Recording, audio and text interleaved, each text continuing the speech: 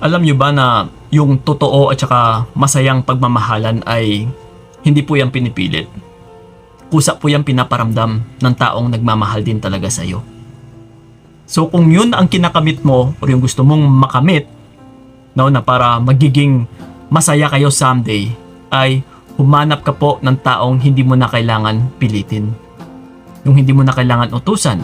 Yung hindi mo na kailangan i-remind na, huy, bumalik ka sa akin. Ha? Ako yung nagmamahal sa'yo.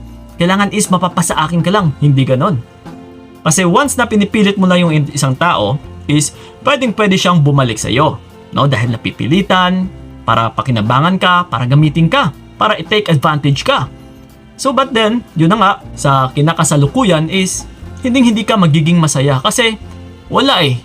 Hindi ka niya minahal ng kusa, kundi dahil pinilit mo lang. So iba pa rin talaga utol na yung tao na yan mismo ay nagmamahal sa'yo, na siya mismo ay pinapakita niya sa'yo ng kusa.